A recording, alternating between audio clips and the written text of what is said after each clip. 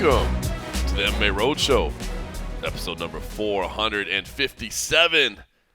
My name is John Morgan. Cold coffee is with me today here in Las Vegas, but that's not it. No, we're bringing in extra today. Cutman Mike Afanasiev is with us as well, Las Vegas Fire Department member as well, but you know him best from getting in there in the octagon, saving some fights, healing up these fighters so they can keep going, and we know him for getting together and drinking an award-winning Pabst Blue Ribbon. Frosty beverage. What's going on, man? How are you, buddy? It's good. Good to see you. By the way, it's early afternoon today, and look, we're all off. It's the holidays, and so we're some of us may be working slightly, but we're getting together for a few frosty beverages. And these guys are trying to put the blame on me, but I just want to let the record reflect. It did not take much convincing to get you guys to hop into these award-winning Pabst Blue Ribbons today. I was always told, though, somebody offers you something in their house, you take it, That's it. Just being a polite guest. Be respectful. Just being a polite guest. Well, you can hear it in my voice, by the way. I'll just go ahead and get that out of the way early. I'm not quite back to 100%. I'm getting close to 100%, but the illness is starting to fade away. Dude, it's been weeks now, man. It's been weeks. It's been a long time. I actually did finally go to the doctor because my kid was getting kind of bad and my wife was getting kind of bad. So I was like, let's just go and see if they can give us some medicine. Tested positive for flu type A, they said, or flu A. I don't know if it's type A or just flu A. They name it I don't know. Tested positive for that. Did not test positive for COVID, although a lot of the crew that I was with over the previous week, they tested positive for COVID. So I think maybe it was in there or something like that. But anyway, I just want to say I'm getting back to health, but I apologize if my voice is a little bit weird and maybe cracks a little bit here and there or sounds a little bit nasally. I apologize, but dude, this stuff is crazy. You're out in the community, man. I guess you probably don't get called for sick people very often, but it feels like everybody I know is sick right now. Yeah, actually, surprisingly, people in the can't breathe, they're nausea, vomiting, things like that. I mean, yeah, people call for everything, and you just don't know. Yeah, there's a bad flu going around, though, for sure. Coworkers and friends, and people, they say it's no joke. It's lasting, a little while. It is, dude. We were working CFFC match day. Very cool event on UFC Fight Pass. Mizzou to the Lou. I thought about you. It's still a cool name. I thought about you, Cold Coffee, just because, man, it had that college environment. I know how much you love college sports. You know what I mean? Like they brought the teams out onto the stage in the theater, and it was a home game for Missouri, so it was all the Mizzou people. I'm sure were the crowd was nuts. Crowd was nuts. 3,000 people in this theater, awesome. But it had that real college vibe to it. So I thought about you a lot because it's we've been picking out these unique environments. We went to this horse sanctuary. We've done some stuff on campuses, whatever. But this theater was just packed, and it was Missouri versus Illinois, so it was a rivalry game. People programs that are kind of they were playing. I said last week it was football. They were playing basketball the next day, not football. Oh, okay. It was that makes sense. But yeah, so anyway, it was a cool weekend, and it was a really cool environment. I thought about you, but in the truck it was so funny because with college wrestling I work on the production side, and everybody in the truck, everybody's coughing. I'm like, there's no way any of us are getting out of this healthy. Whatsoever. You're all leaving sick. Oh yeah. Let's just have a Kleenex as you leave the truck. Here's your sanitary wipes. Here's your Kleenex, and we'll see you in the at the hospital. It was cracking up the whole time. We're all just getting out of sick. So yeah, it's going around. So hopefully everybody's staying healthy. It's out there. I'm all over everywhere I go, all over the country. It's not just here. It's I was going to say, even with that, I think if you would take some time off, you could probably heal yourself a little bit instead of hopping in planes and traveling from here to there to here to there. Just saying. You're onto something there. You're onto something there. I think you might be onto something there. I think one of the things that doctors, what is that thing that doctors prescribe? It starts with rest. Is it rest? Rest and recovery or I love something? it. They're like, can you – hey, man, it was funny. First of all, when we went to the doctor to get looked at, the doctor, she got done, she's like, do you need a note for work? I'm like, yeah, that doesn't work. And I don't need a note. I'm good. But it is funny because they'll tell you, hey, why don't you just, sit tight for a week or something. You're like, yeah, okay. Not going to happen. That's never going to happen. So no. Anyway, week 2 of 3 with no UFC. Normally, yay! The three of us would all be seeing each other at the Apex. So what do? We have no lives. So we're like, hey, let's just see each other here instead. You're cheering. What about you? 2 or 3? Is it? Well, he gets paid to be there. He gets paid extra money to go. It's just status quo when I go. I don't get any extra money for showing up there. Are you missing the routine? Are you enjoying the little time off, the little break? It's kind of double-edged sword, I guess, because you enjoy the time off. But you're like, man, when am I going to go see some fights again? And that Apex, the intimate environment there is just impressive. Just hearing the coaches and the small crowd and thing. I mean, you hear everything. So I will say it is nice, that they don't have the actual New Year's Eve show because it's so packed when you're trying to get in and out of T-Mobile and get down to the strip and right, and then fighters checking in the week of Christmas. I think that as a promotional company, I can't speak for them, but I would think they're like, all right, cool, we can end this a little early, give everybody a break, guns blazing for the next season, which is already stacking up to be. Oh, it's gonna be. It's funny. So 2 things. Number 1, I am with you on that. The no New Year's Eve show has been the greatest blessing of the ESPN era, right? Where they don't want the shows because they got too much college football going on. Like, I love that. There was nothing worse than, like today. I mean, right now, today's Wednesday. It would be media day, right? I mean, tomorrow would be a press conference, and it was like, especially having kids, and I mean, just like the day after Christmas being like, all right, well, I had fun, guys, bye. You know what I mean? Like, getting more family time, that is awesome. So that's a huge one. But it's funny you said something, because you said how much you like the Apex. And I feel like me and Cold Coffee are in the minority, man. So funny, because I was going to bring it up as well. It's so right. We're so much in the minority. And the majority of the media out there, and I mean, I see the messaging all the time. And fans, like, a lot of fans, a lot of the YouTube fans, they're very vocal. They're like, I hate it. I got to get rid of the Apex. It's got to go away. And me and Cold Coffee like it, and I think a big part of it is just it's so damn close to our house. I mean, right now, as we sit here at the Casa de Cold Coffee, I could damn near see the Apex from here if I looked out the window. The convenient. And so sometimes I feel like our perspective is skewed a little bit because it's so convenient for us that we're like, dude, don't get rid of the Apex. I love the Apex. And I'm sure, I mean, obviously you're a Las Vegas guy too. The convenience probably has something to do with it. But you like the environment too, right? Because I like that. I mean, there's nothing better than a huge knockout and 18,000 people go crazy, and there's and you see like people looking around like, oh, I mean, that is amazing. But there is something cool about, man, I can hear every little thing that happens. I can hear the coaches. But I like that. I feel like I'm so much of the environment. So it's funny that you lay that out there. You're like, I dig this environment. Yeah, no, it's great. I dig both. They both have their place, you know, because there is nothing like sitting in the stands when the fight's going at it and you've got 19,000 people screaming. You can't even hear yourself think. But then on the flip side, you don't have that, but you still have that. You hear every word that the coaches are saying. You hear the commentators. You hear everything that's going on. Family members, getting a front row seat. Yeah. So they both have their place. I mean, I definitely think we can all agree that we've seen moments in a fight where a fight's going a particular way. You see a fighter getting egged on by the crowd. The crowd's pushing them forward, and you see them acknowledge the crowd. They raise the hand. They play to the crowd. They dig deep, and they dig in there.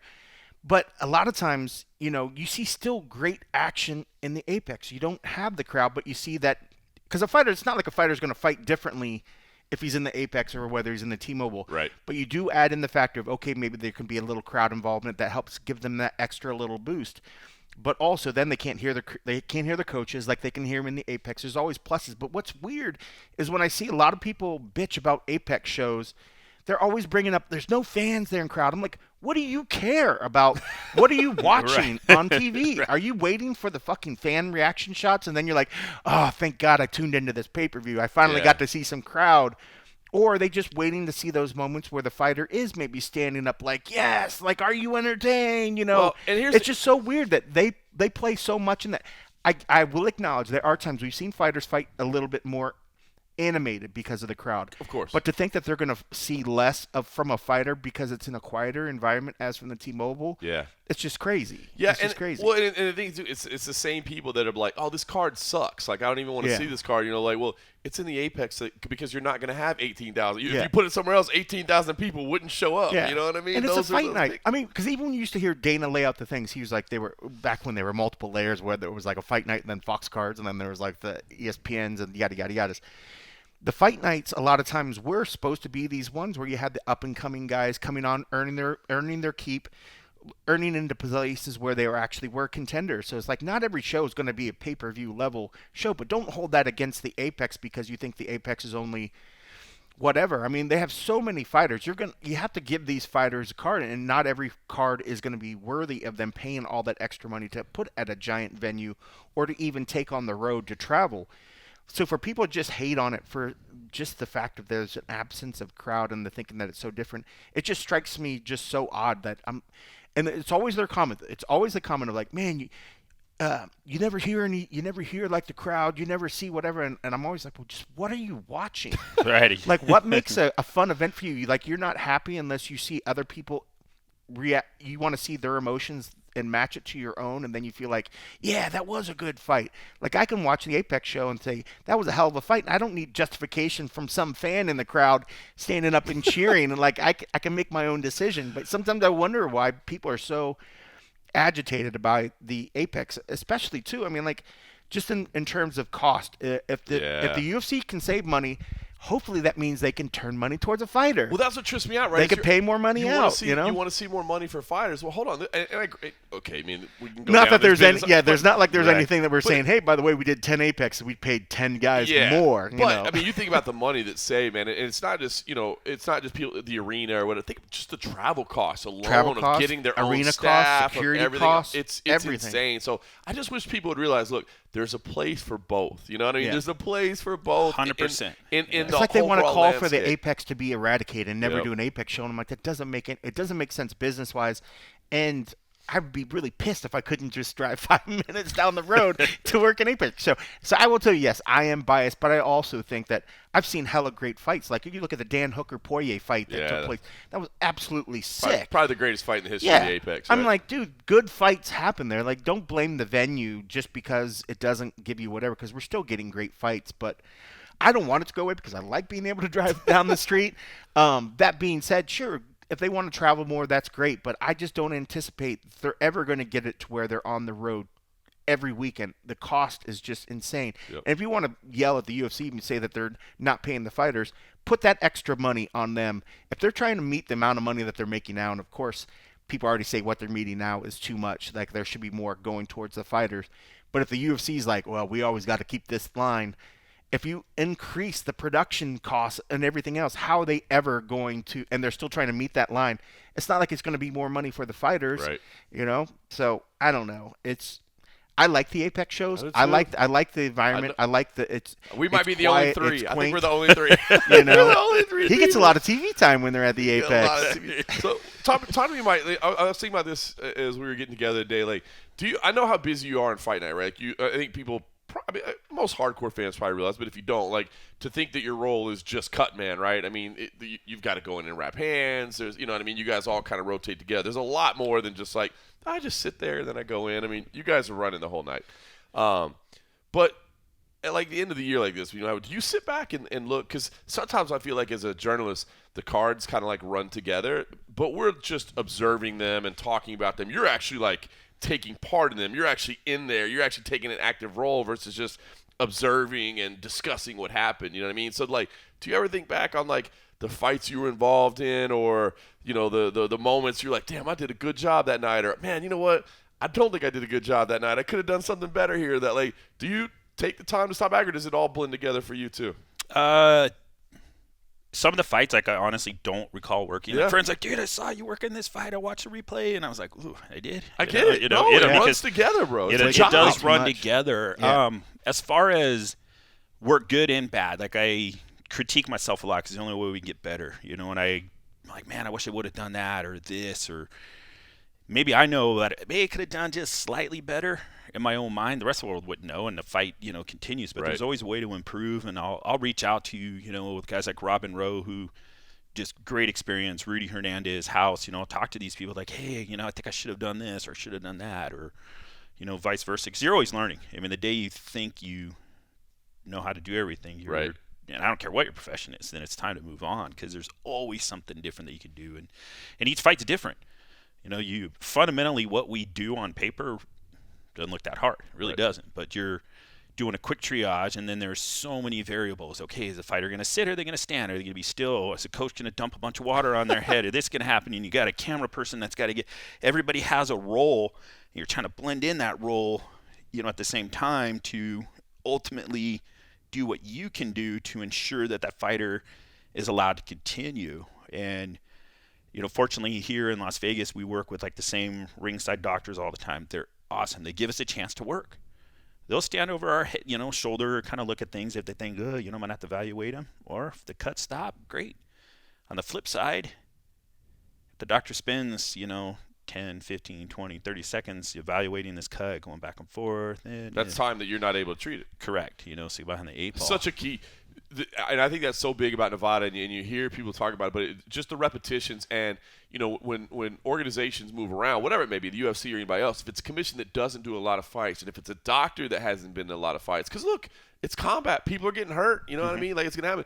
But if they're freaking out, that causes an issue, right? And it's like if you can just let everybody do their job, let everybody work. And I do think that's the biggest thing here in Las Vegas that, man, those doctors, like they come in, they've seen everything. So they don't freak out. They don't rush. They're like, hold on, let me at least get your time, you know what I mean? Right. And see what you can do with it, and then we make a decision. Not like, I got to get in there. And as you said, you see it sometimes, especially, and again, I'm not trying to pick on the smaller commissions.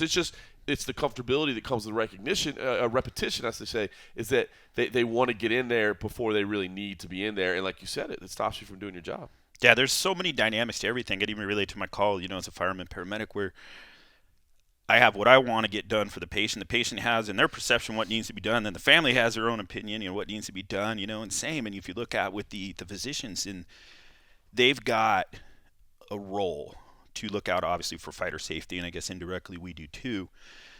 And they've got to look at the fight at a different thing. Then the referee's looking at it differently, and the fighter and the coaches are looking at it. Everybody looks at the fight in a unique way.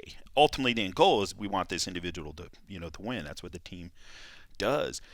So blending in with that, and then if we go to places where I don't have that rapport, I'll generally ask the doc, hey, if they get a bad cut, can you please just allow me to work?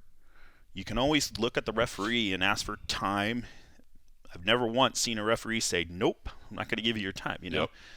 Give us that opportunity. Just give us that opportunity. And it's just training experience. I mean, I look back at, I think I'm on my 13th, 14th year with the UFC, and I started working as a cutman in 2005. Just how I work now compared just from that repetition, way different. Way different. Yeah.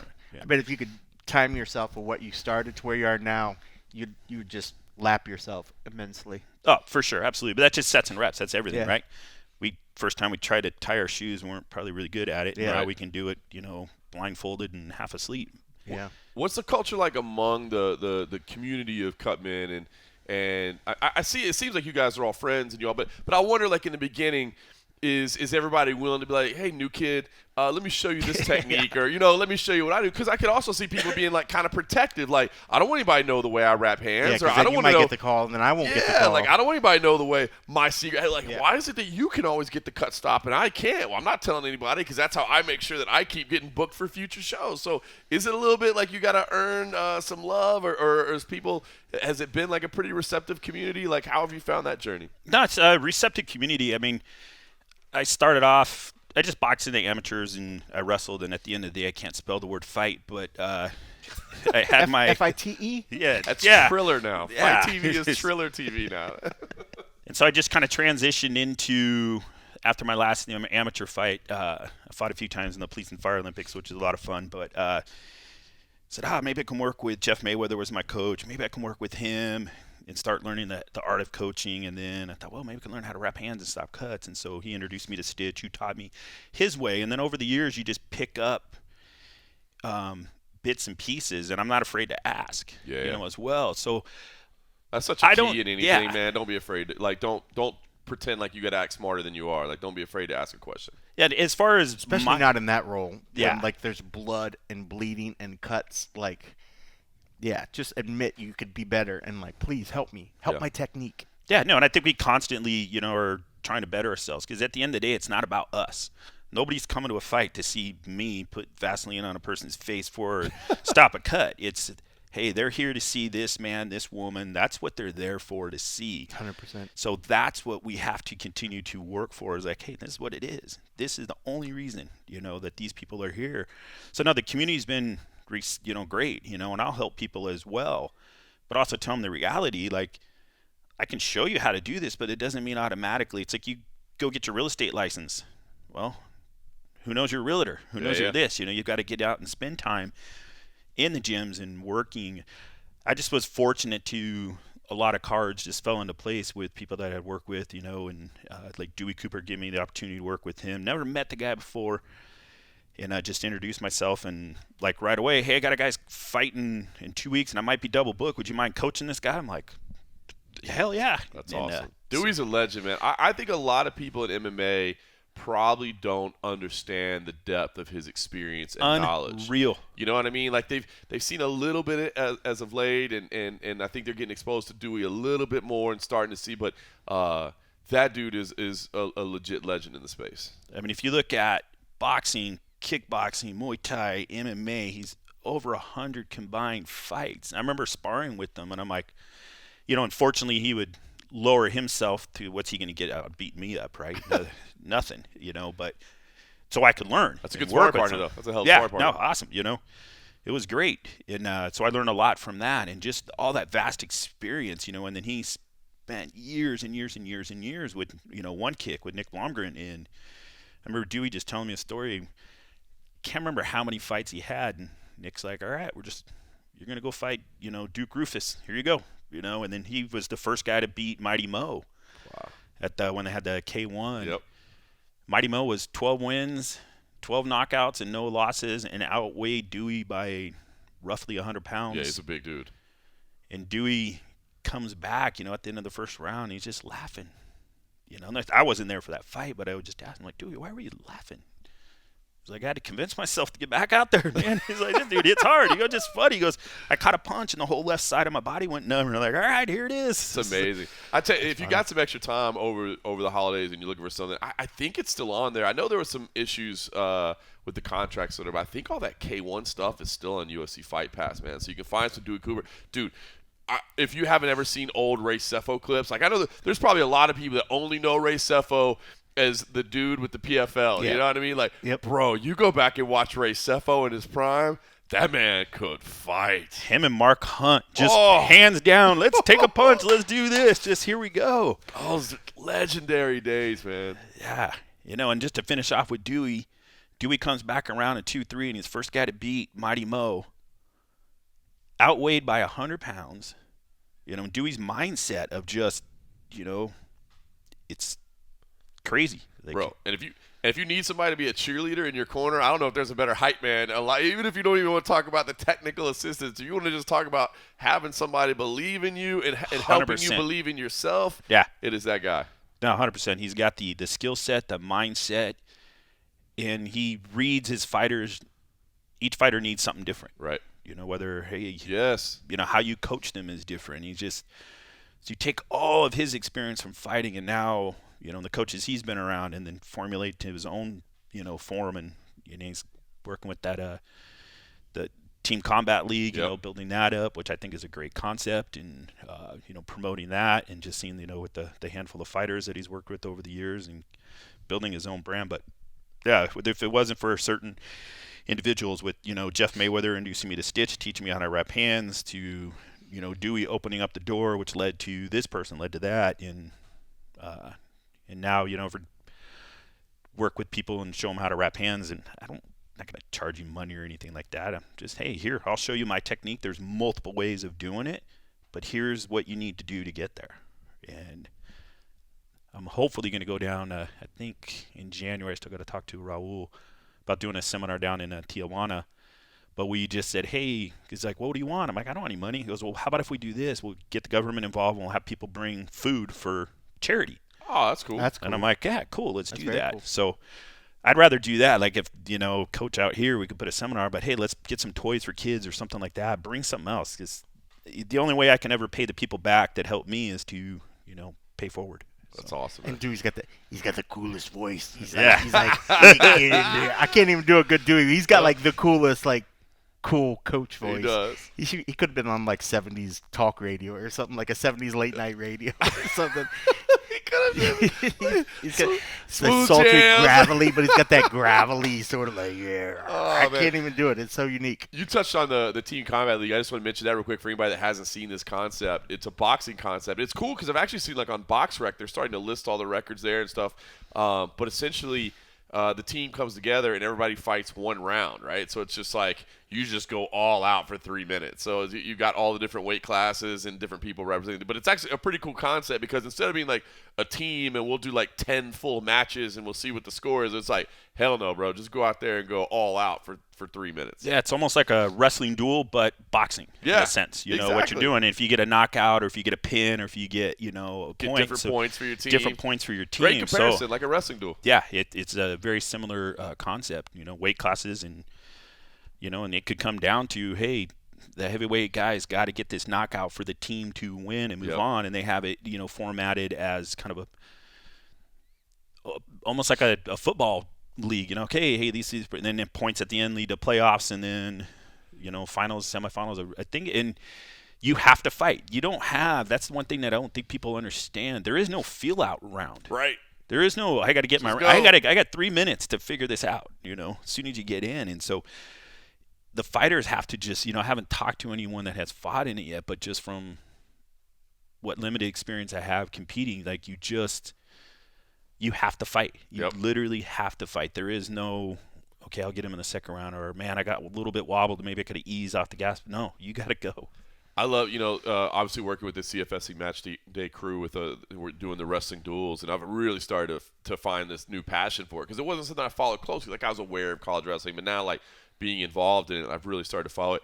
And I love the dual concept, and I understand that at the end of the day, it's kind of an individual sport, and ultimately you're working towards March and you're working for the individual titles. But I wish there was some way to do, and I know they have the team points, and you name a winner, but it's not like the actual team coming together. I wish there was some way to do, like, I don't know if it's a different tournament or how they would format it exactly, but putting real value in these team duels. We had a situation the other day. It was Campbell in they had 3 matches in the same day. But it came down to like the heavyweight, the final match. It's like he's heavily favored. It's Tay Gadiali, so he's like hugely favored. He's like ranked number 8 in the country right now. But it was a situation where the way it worked out was like if he wins a decision, it's not going to be good enough. Like they're still going to come up short on the duel, right? If he gets, he needed a pin. Basically, they were either going to lose, draw, or if he gets a pin, if he can actually get the pin, they can win. And he didn't get the pin, so they came up short. But it added so much to it because it was like number 8 in the country versus like a freshman. You know what I mean? But it's not just can you win. It's like can you get this guy pinned? And ultimately he didn't. He was kind of tired. Pins are tough. I think people think that they just it's guaranteed, and it's not. Most of the matches come out by points. They win by points. Especially because you had gotten to a point where I think the guy was basically just like, you're not going to pin me. You know what I mean? Like, I know I'm not going to win this match, and I have no way of beating you, but I'm not letting you put my shoulders to the ground. Like, there's no way it's happening. But I don't know, it just adds something to it, And then you got the teams obviously up there yelling, and it's cool, awesome. Man. I wish they could find a way to work that into the NCAA championships, or maybe it's a separate tournament right before the individuals or something. It'd be cool to have like a real, true team concept like that. Yeah. Now, at the end of the NC2As, they do have the team, right? The rankings, the team, and how it is. But and then now that you're going back to the Midwest, where I grew up in California, wrestled in California, which is a huge state for wrestling. But the biggest environment I ever witnessed was the state tournament, which was in Stockton, and this arena was packed. But you can imagine going to watch like Iowa, Penn State, as they're coming up. I was listening to a podcast with Bo Nickel, and he was talking about how they just started off with 10,000. Then they built another facility and they built another. It just kept growing and growing. And to be in that environment is just got to be intense. And then the coaching that goes on. I just started watching. It's called the Duel. I just started watching that last night. And Jim Gibbons is the executive producer. It's on Amazon. I just started watching it last night because Jim Gibbons has actually done commentary for us a couple times, including the Missouri show. And Shane Sparks is out there with him. I think they're touring around. And I just to watch. That's funny that you just started watching it. Getting that coach's perspective, like I would love to just be a fly on the wall where you take coaches from all different levels and just how they get into people's mind, like the intensity of a Dan Gable, a Terry, a Tom Brands, to you look at all these different John Smith with, at Oklahoma, Guerrero actually, I think he's an assistant coach there still, maybe to go, I'm not sure where he's at, but he was 2 years behind me, but in California, I think he went to Independence High School, and he would come in middle school to practice with the high schoolers, and just watching how elite level this guy was and to go through. And I got a huge appreciation for what the sacrifices, but watching Gable break down, hey, this is where I was a little maybe complacent, with things, and you look at Belichick and coaching football, to John Woods for UCLA basketball coach. Like, what do these guys do, like, to convince these alpha personalities and get them to buy in and get them on the same page? And then, like you're saying, like a fighter like Dewey, instilling the confidence in yourself and helping you believe in yourself. And you look at like Eric Nixick, he's another one. I started wrapping hands and he started coaching at the same time. We met. He was a bartender over at 3 Angry Wise. I may or may not have had a few drinks over there. And maybe. Yeah. 1 or 2. Yeah, 1 or 2 or 2,000. 2 or 10,000. But yeah, where he just, started out. I think one of the funniest, I can't remember who was it when Francis? God, I can't remember. But anyways, like Dewey and Eric there, and he goes, "Hey, not bad for a bouncer and a bartender, for coaching these guys, because that's what Dewey worked in that." I know we all hold Eric in high regard, man, but he deserves it, man. It's funny to you to mention that, the rise from bartender, you know what I mean, to where he is now. And it's a rise that I don't think a lot of people, newer fans of the sport, might be just like, this Johnny come lately guy that, he's right. Because obviously, man, they're at the top. I mean, Extreme Couture at the top of the game right now. He personally, I think people see him as one of the absolute best in the game right now. But it's one of those, like, 15-year overnight sensations or whatever, right? You know what I mean? Where it's like he's at the top of the game, but he didn't start at the top of the game. Like, he just put in that equity and just put in that effort. And as you said, I mean, from the humblest beginnings and grinded. And now he's at the top, and deservedly so. And a lot of it, I think, is not even – I mean, he's a phenomenal tactician in terms of X's and O's, but, like, I don't even believe that's really the key to the success. You know what I mean? Like, you talk about that coach mentality and that leadership mentality and getting people in the right mindset and understanding that, and you touched on it too, that's one of the things I think is such a mark of a good coach is when they provide something different to every athlete. You know what I mean? When it's somebody, it's like, hey, this is my system. You need to learn my system because this is what we do and this is how we do it here. It's like, that just, I mean, not to say that there aren't some basics that you're like, no, listen, these will help everybody. But I think it's so important that every athlete is getting individualized instruction, especially psychologically and mentally. Yeah. You know what I mean? It's just everybody's so different. He knows what to say to bring out the best from his Who from needs his to be yelled at? Who needs to be consoled? Exactly. Who needs to be told they won the round even though they clearly didn't? Who needs to be told they probably lost the round even though they clearly won, because that's how their motivation works. I mean, those are just things that only come with experience and understanding of leadership, and I think he's so good. And lots of times on the mats and in the cage with him. I mean, like, he's got to be at Extreme Couture like every day, and he's always working there. He's got the pro practice, and then there's other days I've been there for other stuff, and he's always in there. I think these fighters understand that he's not just trying to be like this figurehead that's like trying to get the fame. Like, you feel like there's some coaches out there that might as well want to be like celebrity coaches. They want the fame, they want to do whatever. Extreme Couture got torn apart because coaches were arguing over like who got to be on Countdown. Yeah, that's crazy. You know what I mean? Like, that's crazy. People would get mad because somebody else got featured. I mean, that ripped that gym apart. Yeah. And now it's like it's a very cohesive group. But, I mean, I think fighters realize that, he's out there for their best interests, and he knows what to say to them. And these are guys that he's seen them at their lowest of lows, during the practice camp, and he's seen them at their best. And he has that way to just sort of tap in. And I think a lot of fighters, they know he's going to say the right things, but they don't want to let themselves down. They don't want to let their fighters down. And at the end of the day, they don't want to let the coach down that's put all that time and effort. And he's able to bring out great things, and he has a great rapport. You look at any other practices, you see videos, a lot of the fighters do it. And as much and as sweaty and as hurt as those guys are, they all have smiles on their faces. And that says something about a gym. That says something about the coach. It says something about the environment. And it says something about your training partners. And I think we're seeing that. Extreme Couture right now, it's weird because, like, them and Syndicate for a while were kind of battling as, like, who was going to be the top dog in town. And Extreme right now has clearly just shown itself here in Vegas to be the top gym and one of the top gyms easily in the United States. And Eric's a big part of that, for sure. It's awesome, man. Do you still work any boxing at all? I know you still follow the sport. I haven't worked boxing in a while, so I between my full-time job as a fireman, and I got to make one correction. I do work for the Clark County Fire Department. Sir, yes, it's sir. all right. It's okay. I was gonna say right? people rep about that shit, man, Yeah. because it's either county, you're either Vegas, you're county, or you're like Summerlin, you're Henderson. Yeah, so Like, I work it's for legit. Clark County. It's only reason I say that Is that better sometimes. than Vegas? No, it's all the same job. In the grand scheme of things, we all have the same job. He's like, the only reason I want to clarify is because we're much superior in our skills. I just know friends who Our listen to ladders this, are much they better. give me a hard time. Because ironically, the public doesn't know the difference. Just call this fireman. What is the difference? So Las Vegas. So Clark County is whatever unincorporated means. Like the Right. entire Las Vegas Strip is unincorporated. So we're in this area right here. Doing this podcast, we're quote unquote unincorporated. That is such a weird thing, right? Yeah, And like I people knew don't Clark realize County would Las be the one Vegas that Strip comes is here. unincorporated. So Even then, my old house by the Palace Station, that was all like Clark County Yeah. area and stuff like that. Clark County carries the bulk, I would say, of most. Isn't of that the shit. weird thing? Like It's the mayor of the- Las Vegas technically has no power over anything on the Strip. With good reason.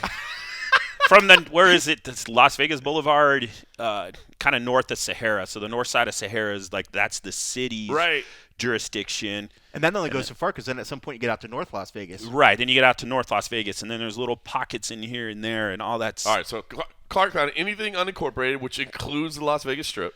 which includes Las Vegas Strip. Yeah, Laughlin. Then you've got your rural areas of Sandy. Laughlin? You're in charge of Laughlin? Yeah, Clark County has Laughlin That's an as hour well. away. Yeah, it's Clark County's huge. I was thinking it's weird because there's Las Vegas. Now, correct me if I'm wrong. So there's Las Vegas, there's the city fire department, then there's Clark County, but all of Las Vegas resides within Clark County, correct. And that, which is so weird. there's- Clark County's huge. How government generates money is probably what it comes down to. It's above Yeah. my pay grade. I walk into burning Which buildings. is just and so put crazy because Band-Aids you on say people, so I'm not unincorporated, really but it's smart. like the whole damn city is in Clark County. Yeah, and then it's the unincorporated and the corporated. Then you have the city of North Las Vegas and Henderson. And anyway, so back to your question.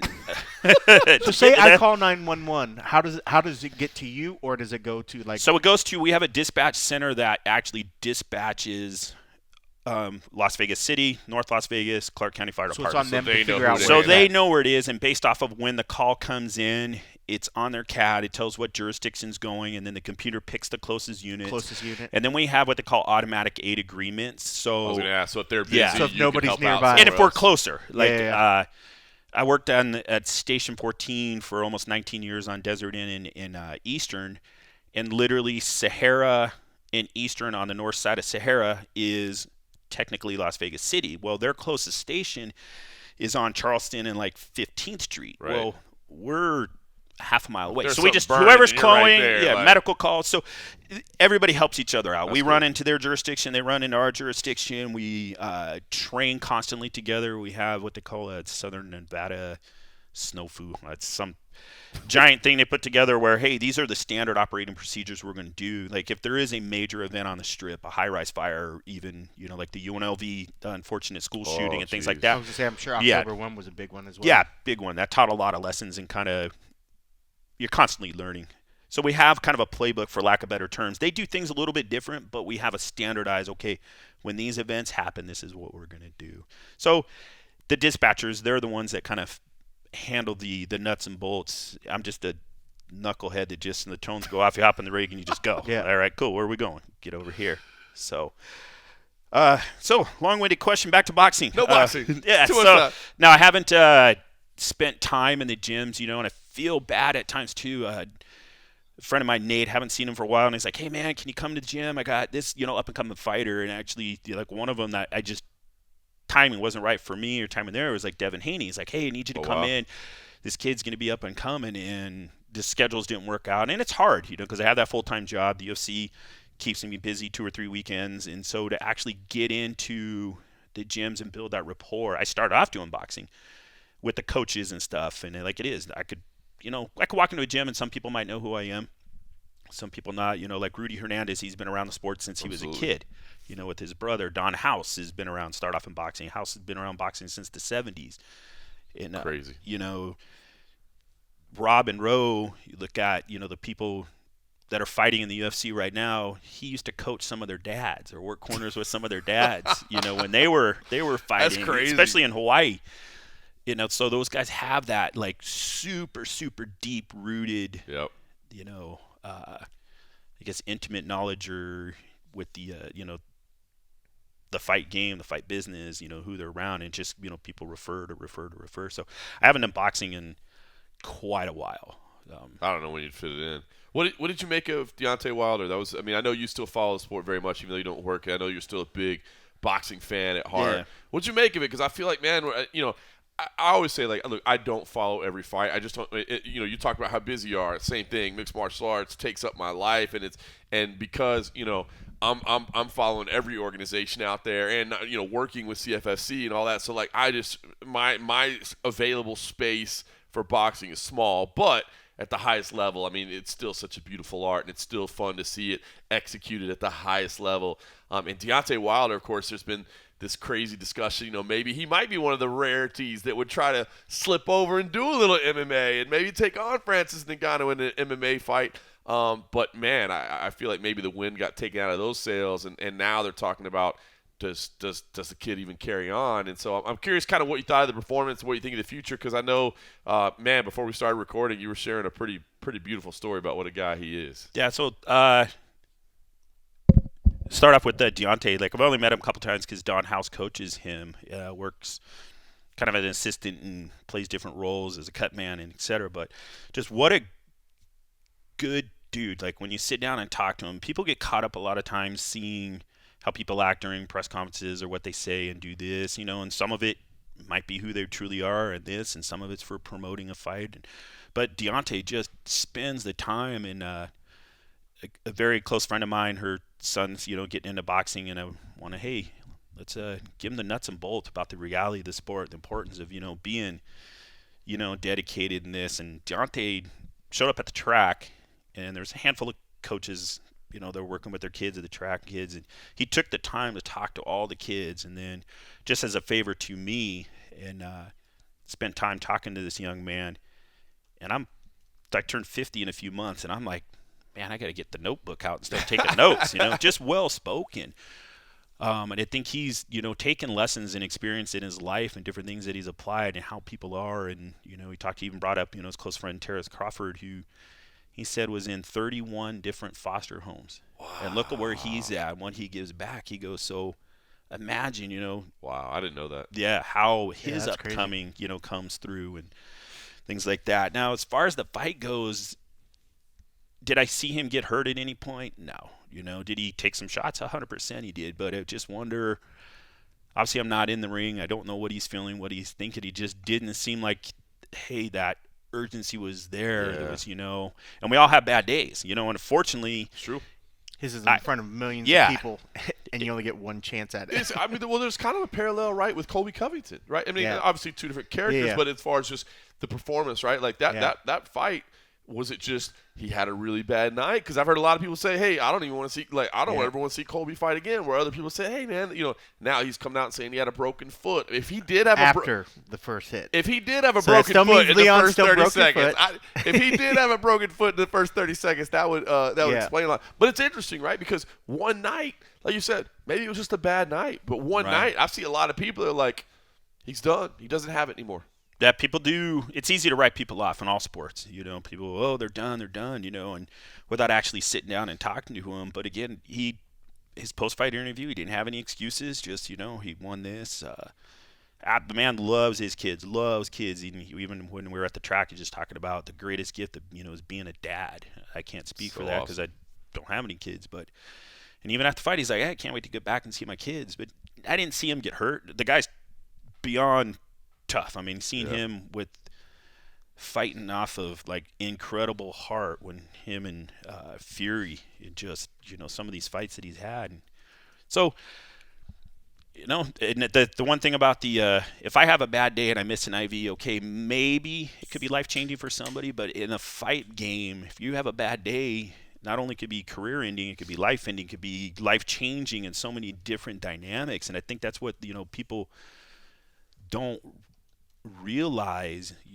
You're one punch away from game over. Yeah. It's wild, right? Because on the one hand, you don't want to focus too much on that because you want, sport, and we want to have fun and we want to enjoy it. But and it's something that sometimes I feel like I'm preaching it when maybe I shouldn't, or maybe people don't want to hear it. But I just think it's so important to remember that, like, when we sit here and we evaluate these athletes and we talk about their performances and, like, dude, when you say you're putting your health and safety on the line, granted, every athlete is putting their health and safety on the line. You know, you can go out there and snap a leg in a soccer game or whatever, and you can never walk right again or whatever. But, man, you really are in this situation, man, in this business, in the fight business. What you were putting on the line is so I feel bad when that guy sucks. That dude should never do this again. Yeah. That blah blah blah. Like, bro, do you understand like what it takes to get in there and like what they're doing each and every time, and the mental play that it has on, especially now because like we're not in a position anymore where people can just play it off like they didn't know. Like, I didn't know what the risks were. I just got in there and I fought. Like, everybody knows now what the risks are, and everybody knows what they're putting on the line. And I don't know. I'm just glad you said that because I feel like sometimes that gets lost, and I know it's kind of good to lose that thought because we want to enjoy this, and sometimes we don't want that weighing on us. But, man, when you start criticizing guys and girls in there, like, don't forget what they're putting on the line. You know, if you look at everything in life, like, we all have an expiration date on what we do. You know, at a certain age, I won't be able to be a fireman anymore. I won't be able to do this, you know, Yeah. pro football player. Like, we all have an expiration date, and it comes. We just don't know necessarily when that's going to be. But then you've seen people have counted out, and they make this incredible turn. I mean, look at Charles Oliveira, you know, and then just from this to the rise to the top, you see people down in all sports. They're just down, and then, boom, something clicks again. And they're just like, man, they found the fountain of youth, or maybe it's a different coaching set, or, you know, who knows. Yeah. But we all have our expiration date. Everybody loves a good comeback story. Oh, 100%. Everybody loves a good comeback story. I mean, what do you think? I mean, okay, flat performance. Granted, a lot of people probably didn't watch it, right? It wasn't like a huge event. It was off prime, all that sort of thing.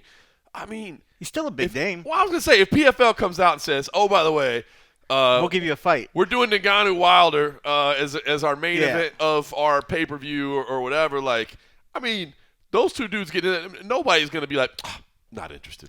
I mean, I'd feel like we'd almost watch a murder happen. I mean, that'd be kind of iffy.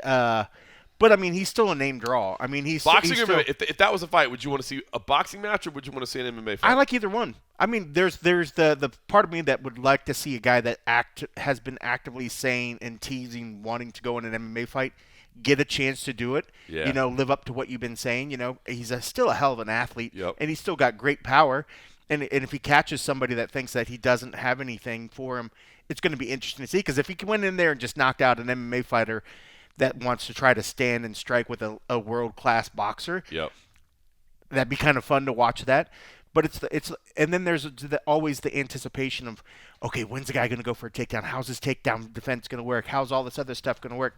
So that part of an MMA fight sounds great, but I wouldn't mind watching him fight boxing again too. I mean, he's just such a character. He's a big personality, and then when you hear the side of him that he's actually has a big heart behind it, That's know, so you cool. kind of, that's very, very cool. Because he's So a it's big like, star, then you man. He could have rolled in there and just been like, I shook a hand and I walked off. Yeah. You know what I mean? I like hearing the fact that he's been smart about it. You know, he's been taking care of his money. He's providing for people, but he's smart because, I think for so long you always hear about these boxers that used to just they were making money hand over fist, but they were getting rid of it hand over fist just as quickly. So it's kind of nice to hear that he's taken the time to do it. But I mean, we've seen this with MMA fighters as well. Like, hate to be the one that's always like, oh, you need to retire. I hate being that one to always call that. You like the fighter to be able to go out on their own. But that being said, there is a point where sometimes you have to save a fighter from themselves because they're too tough to like actually stop. Somebody has to be the voice of reason. Like, bro, you're not just performing at the same level. While he might not still be performing at the same level when he was at his best, he's still performing at a high enough level that he could still put on good fights. I think it didn't help going into this particular event, this big fight that they've been holding over his head in a character with a carrot like Anthony Joshua, then have him up on the same dais, and then they're talking back and forth. So weird. And whereas So Joshua weird. didn't, he wasn't really, granted I only saw bits of it, the presser wasn't really playing into it. He stayed focused, but then Deontay was answering some of the stuff, was actually talking a little bit. And then you had Hurd up there kind of going in. There were a lot of things happening in that fight week to kind of bring him out of what he should have been focused and maybe was focused on. But that being said, I'd be more than happy to watch him. I don't think he's a washed-up boxer. I don't think he, by any means, needs to step away. I'd still like to watch him, fight for sure. But would I like to watch him fight in MMA? Sure. I think it would be cool with the right, especially with the right fighter like Clarissa Shields. Hell of a boxer, and they played her right. Yeah. They gave her the right matchups. The right matchups to do it. So it just depends. I mean, if there's a promoter out there that wants to throw my mad money at cash and just only wants to throw mad money at cash and get one fight out of him, I can see where they don't put the best fight for him. But if there's something that's like, hey, I can use his star power and his name and let's make some money off of this, then you play it right. It's funny. I was just surprised to see how many people I saw that were like, he needs to be done, because now, was this a fun fight? It was not a fun fight. Yeah. But is he normally a fun fighter? Yes. Absolutely. 100%. So I feel like at least give him one more. Yeah. Now, if he goes out and has that same performance a second time, then maybe you go, okay, now you're not even fun. You know what I mean? So what then are we maybe doing it's here? time to transition or do something else. Do you still want to do this or whatever? Go bare knuckle? Yeah. Imagine his power in bare knuckle. Holy shit.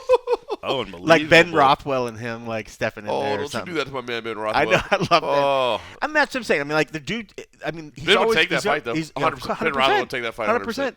I mean, he's got power, and he's always going to have that it factor where I think somebody's going to watch it and always know that it can be over in any one moment. Like, that part of his game hasn't went away, so No, the power's there. the power's there. The power's there. I mean, and he's still got a hell of a draw. I mean, people like watching the guy. So I mean, yeah, if the guy wants to keep boxing, I'm all for it. But man, if he wants to go MMA, I am really into it as well. Just one thing too, you wonder. So Deontay hasn't fought. I mean, he had a fight, but it only lasted less than a minute.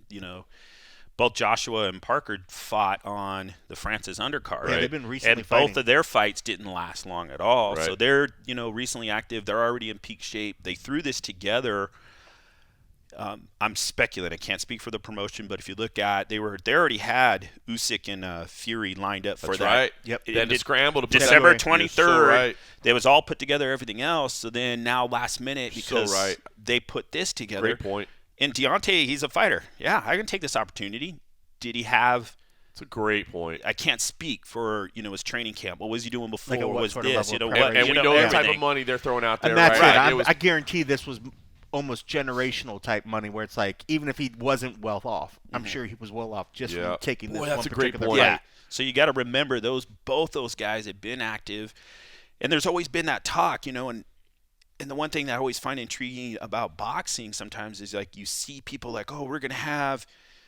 You look at Manny Pacquiao and Floyd. How long did it take for that to finally happen? Years. You're like, holy cow! They're this always is orbiting around each other, but always still in contact. years and years, and then, all right, do I take this fight, which is, less reward, higher risk, or do I sit around and do I wait? Do I do this? The dynamics of the business and the dynamics of everything is just, there's more than what you and I see. Yeah. And the casual fan or even the hardcore fan sees. So there's just so many variables and factors. We can't just throw everything in and say, okay, you know what? He's done. Great point. All right, listen, the UFC still has another week of hiatus before we get back to action. But there is some stuff to look out for this week. First of all, I'll just throw it out there. Rizin 45, December 30th. It's on. It would start late. Is it Rizin or Risen? Rizin. It's definitely Rizin. I always call it Risen. It's Risen? I It's don't Rizin. know. It's definitely Rizin. No, let's call it Risen. It starts late Saturday It night. has risen up. Maybe I'm wrong. Now you got me thinking. I thought it was Rizin. Is it I've Risen? heard people say Risen before, but maybe it is Risen. I think I've heard both. I thought I was confident that it was Rizin. All right, maybe it now is. you got me second guessing that it's Risen. Then my job is done. You've got me Rizin second guessing sounds better. myself. What is it, the Bernstein Bears or whatever? Like, you got me doing that. Like, Is it Berenstein or Berenstein? was there a Shazam or was there not? Like, you got me second. The Mandela effect. You got me. You screwed me up there. But it starts late Saturday night. It's actually New Year's Eve in Japan. But because of the time difference, late Saturday night here is for the start. It's going to be a long one, by the way. 17 fights. Wow. 2 intermissions. An opening ceremony after the first 4 fights. So, I mean, this is one of those long, drawn-out, all-day affairs. So, I will probably be catching bits and pieces of it along the way. But 2 very, very incredible fights. Kyoji Horiguchi in the main event against Makoto Shinryu, flyweight title. He was the kid that came through CFFC. Now he's fighting Kyoji Horiguchi. That is an amazing flyweight bout there. And then Juan Archuleta is in business against Kai Asakura for the bantamweight title as well. So that'll be a big fight there. You got John Dodson on the card as well. You got Vince Morales. You're going to have the pageantry of Japan. So starts late on the 30th, rolls into New Year's Eve as well. So put that on your calendar. It's on Fight TV, as I was kind of joking earlier. That's changed now. It's Triller TV. $19.99 I think is the price. So not expensive. Like I said, it's going to be a long day. And the hours are going to be a little bit weird. So that's definitely worth checking out. But I will put on your radar as well, because I will be there on Saturday night in Philadelphia. FURY Professional Grappling 8. Good card. This is the end-of-year card, so we get to have some UFC talent on there. Main event, Aljamain Sterling versus Kevin Dantzler. I'll tell more about that in a second. I'm going to read off some of these other names as well. Co-main event, Alexander Romanov versus Chris Daukaus. Romanov, I should say. Nico Price versus Patrick Sabatini in there as well. Kyle Dawkins versus Eric Anders, which they fought in MMA. Now they're grappling as well. Charlie Campbell is there. Fatima Klein, who looks amazing and is probably destined for the UFC. She'll be there. Some familiar names to CFFC fans. Ian Alston, Paul Capaldo, Santa Curatolo, all in business on the main card. So it should be a fun night. CM Punk is busy. If you may have seen, he's back to action. He did Madison Square Garden last night. I think on the 30th he's doing the Forum in L.A. But my color commentator will be Erin Blanchfield, which nice. I'm pretty excited about, right? Like she's the timing's phenomenal. She's phenomenally talented, but she just got her fight announced. Manon Fiorot, March 30th in Atlantic City. Number 2, Erin Blanchfield versus number 3, Manon Fiorot, which has to be the number 1 contender fight to face the winner of Alexa Grasso versus Valentina Shevchenko. So, man, pretty cool timing for her, and then she'll jump in and call these fights. That should be a lot of fun. But I want to talk about this because this is interesting. We won't go too deep into it, but I'm kind of curious to get your thoughts on this, right? Because Aljamain Sterling, we know Aljamain Sterling, of course. Kevin Dantzler. Kevin Dantzler is 5-0 under the FURY Grappling banner. He's undefeated. He has 2 submissions, 3 decisions. But Kevin Dantzler is a guy that basically the way he approaches grappling is he touches hands and he sits down. And he's like, come engage me. Come engage me here. I'm working for my butt. That's the way we're going to do it.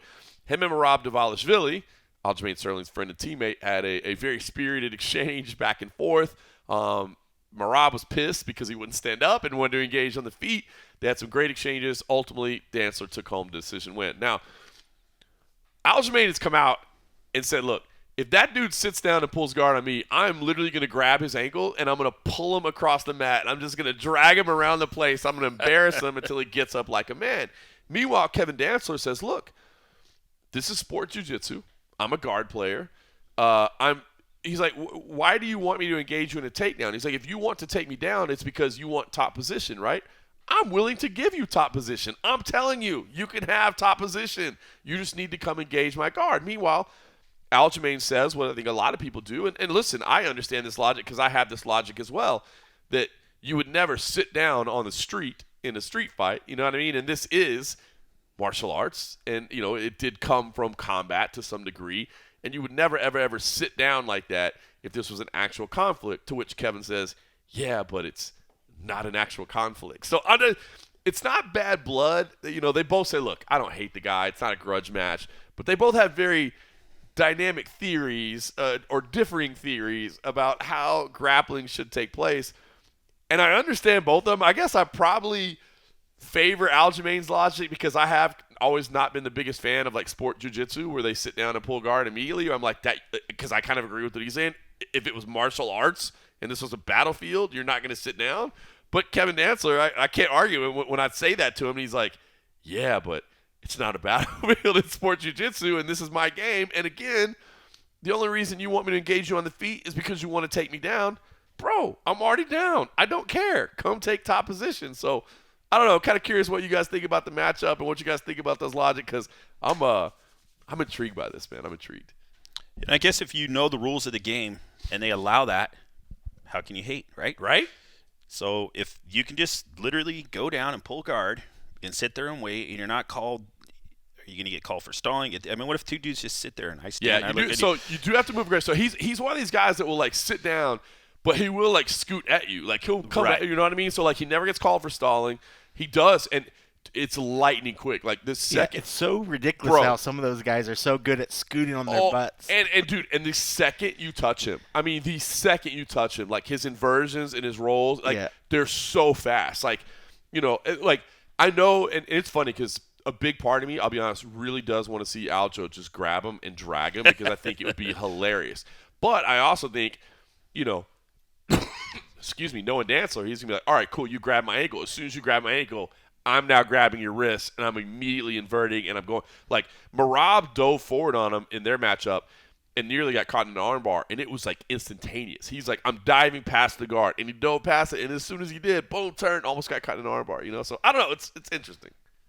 Those dudes drill that stuff nonstop. It's like I think they guarantee they have somebody like, all right, when I make this move, come at me with a different way. And, like, there's no winning against these guys. Like, these guys, it's one thing when they have, like, these MMA fights, when it's 2 MMA guys, then you know that, there's a potential of strikes and kicks. But, man, when you go up against, like, a really good grappler, I feel so bad. But I like seeing the matchups. And always cool when they beat, like, a very, very well-known MMA guy.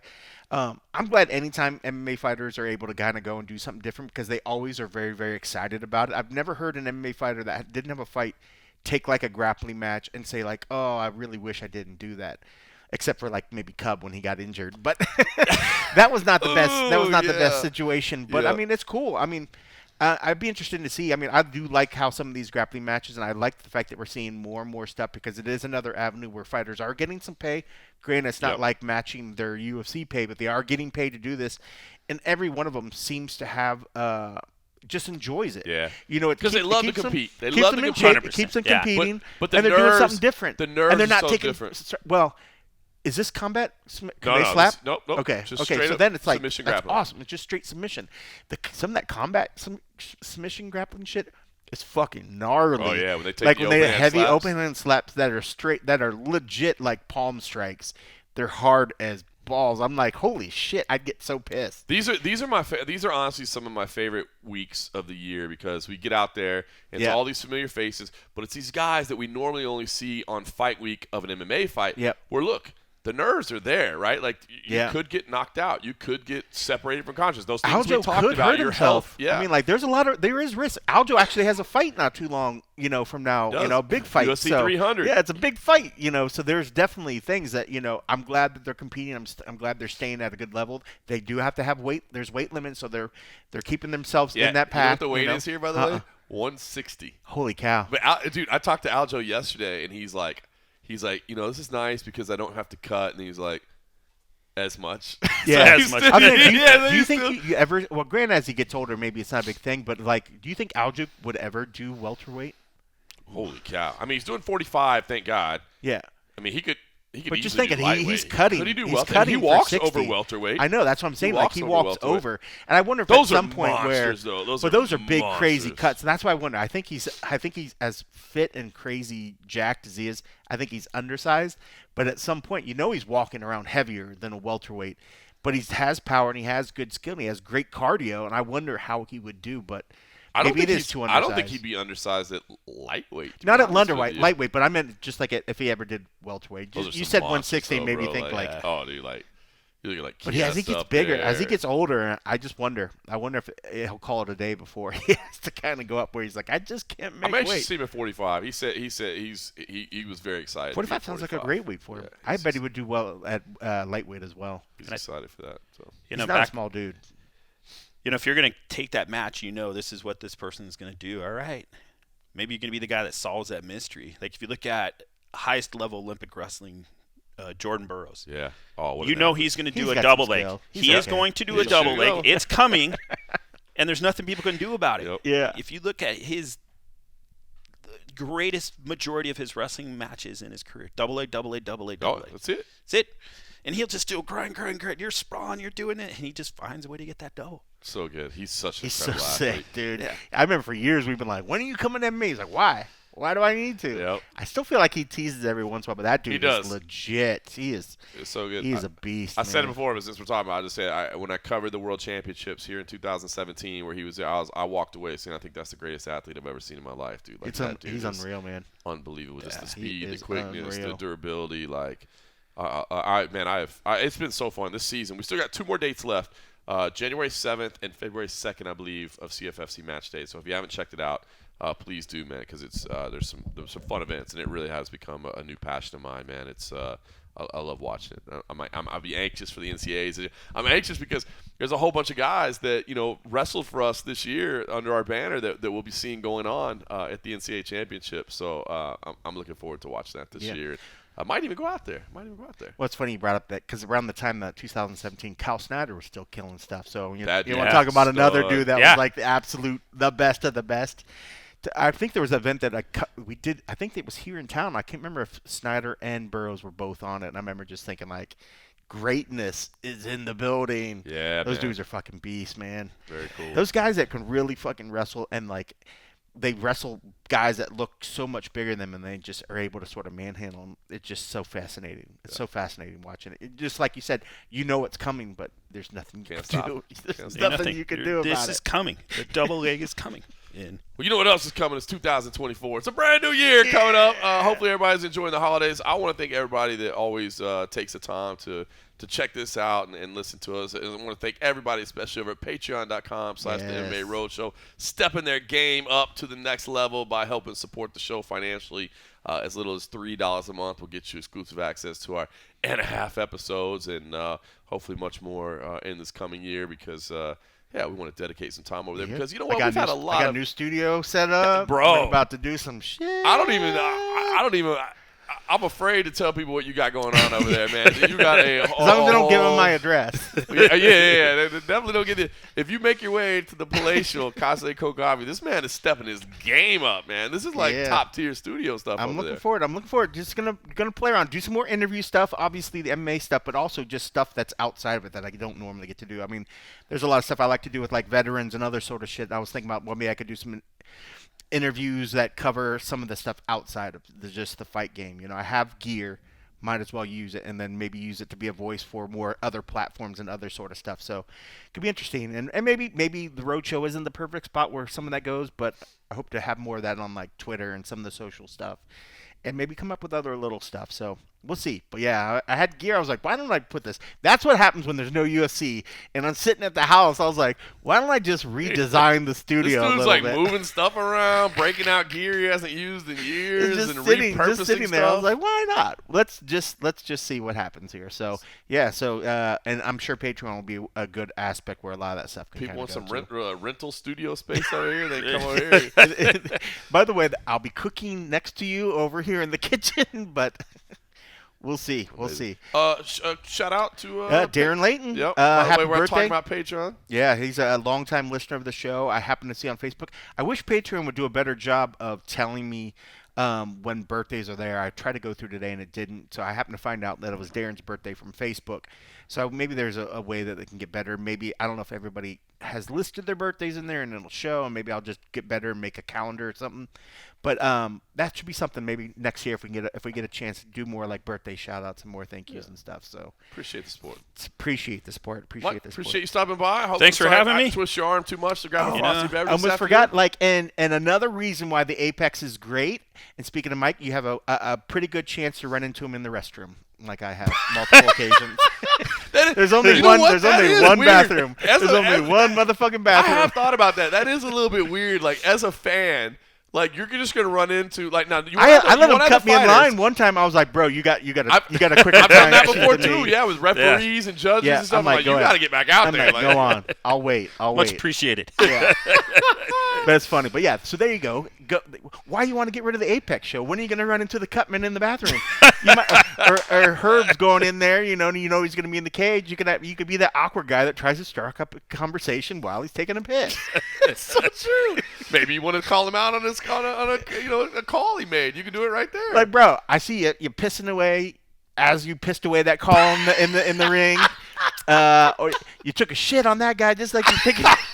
Oh, man. Okay, I'm not condoning that at all, but it's funny to think about. It's funny to think about. But don't do that. Yeah, don't be that guy. Please don't be that guy. Don't be that Leave guy. the guy alone. And certainly don't tell him that we told you that you should do that. Don't do that. All right. Hopefully everybody enjoys the rest of the holidays that's remaining. Hopefully in the next 72 hours I got to call fights. My voice will be completely back. We're not quite there yet, but we're getting there. But more than anything, let me just say thanks for listening.